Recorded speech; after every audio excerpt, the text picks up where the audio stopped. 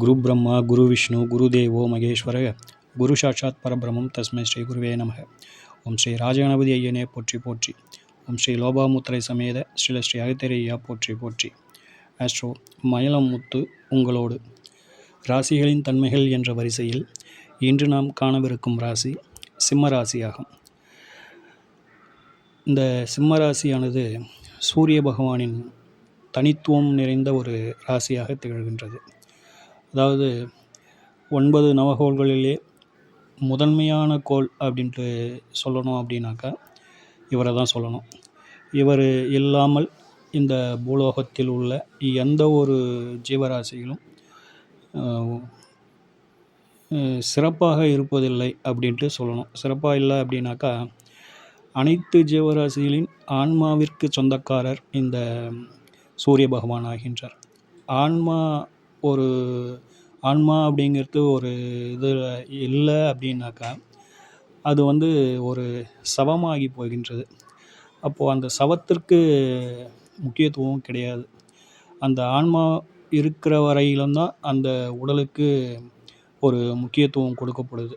அந்த முக்கியத்துவம் கொடுக்கப்படுகின்ற ஒரு அற்புதமாக திகழ்வது சூரிய பகவான், ஆன்மாவிற்கு சொந்தக்காரர். இப்படி ஒரு பெரும் ஒரு நிலைப்பாட்டை கொண்டுள்ள அந்த சூரிய பகவான் தான் இந்த சிம்ம ராசிக்கு அதிபதியாக சொந்தக்காரராக திகழ்கின்றார். மேலும் இவர் தந்தைக்கு காரக கிரகமாகவும் முன்னோர்களின் தாத்தா பாட்டி அப்படின்னு சொல்லக்கூடிய முன்னோர்களின் ஆண்களை சார்ந்த ஆண் வம்சாவழி, அதாவது தாத்தாவை குறிக்கின்ற தாத்தா, அதுக்கு முன்னாடி இருக்கிறவங்க அப்படின்னு சொல்லக்கூடிய ஆண்களை, முன்னோர்களிலேயே ஆண்களை குறிக்கின்ற ஒரு காரக கிரகமாகவும் இந்த சூரிய பகவான் திகழ்கின்றார். அனைத்து ஜீவராசியிலும் உயிர்ப்புடன் இருக்க இவரே முதன்மையான காரகமாக திகழ்கின்றார். ஒரு அதி அற்புதமான நவகோள்களில் முதன்மையான ஒரு நவகோளின் ஒரு ராசி தான் இந்த சிம்ம ராசி ஆகும். சிம்ம ராசி, இந்த ராசியில் சூரிய பகவான் ஆட்சி பலமும் மூல திரிகோண பலமும் பெறுகின்றார். இந்த ராசியில் உச்சபலம் நீச்சபலம் என்ற அமைப்பு இல்லை. சூரிய பகவான் நட்சத்திரமான உத்திரம் நட்சத்திரம் இருப்பது இந்த ராசிக்கு கூடுதல் சிறப்பு.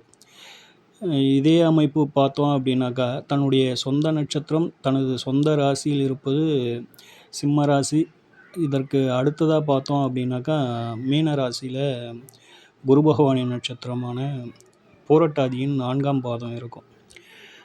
பெரும்பாலும் சொந்த ராசியில் சொந்த நட்சத்திரங்கள் இருப்பது கொஞ்சம் அரிது தான். அந்த வகையில் இந்த ராசி மேலும் சிறப்புடைய ராசியாக திகழ்கின்றது. இந்த ராசியில் மகம் நட்சத்திரத்தின் 4 பாதங்கள், பூரம் நட்சத்திரத்தின் 4 பாதங்கள், உத்திரம் நட்சத்திரத்தின் முதல் பாதம் என 9 நட்சத்திர பாதங்கள் உள்ளன. இந்த ராசியின் சின்னம் சிங்கம்.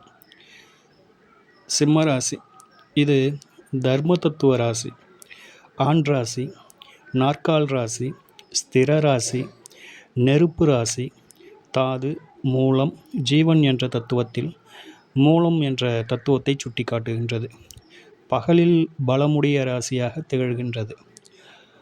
ஒற்றைப்படை ராசியாக திகழ்கின்றது. மேலும் அருளணி பொருளணி என்ற தத்துவார்த்தத்தில் இது அருளணியாய் தனது செயல்பாட்டை செய்கின்றது. உறுப்புகளில் இந்த ராசி வயிற்றை குறிக்கின்றது. திசைகளில் கிழக்கு திசை.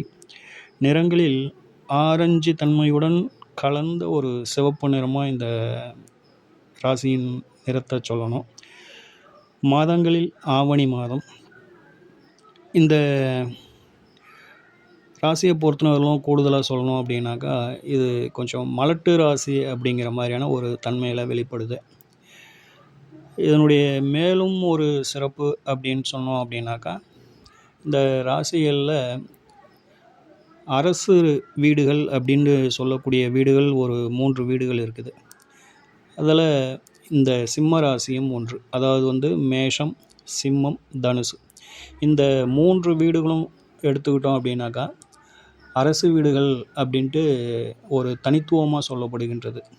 அரசு வீடுகள் அப்படிங்கிறது government job, government related work, இப்படி அரசு சார்ந்த அரசு உத்தியோகம், அரசு வகையில் ஆதாயம், பொருளாதாரத்தை ஈட்டக்கூடிய ஒரு நிலைப்பாட்டை பெறுபவர்களுக்கு இந்த அரசு வீடுகளின் சம்பந்தம் தேவை அப்படிங்கிற மாதிரியான ஒரு நிலைப்பாடு. கூடுதலாக இந்த அரசு வீடுகளின் அதிபதிகளின் தொடர்பும் அவசியம் தேவை அப்படிங்கிறது தான் கூடுதல் விதியாக இங்கே சொல்லப்படுது. அந்த வகையில் இந்த ராசியை பொறுத்தவரையிலும் கூடுதல் ஒரு சிறப்பு அப்படின்னு சொல்லிட்டு சொல்லணும்.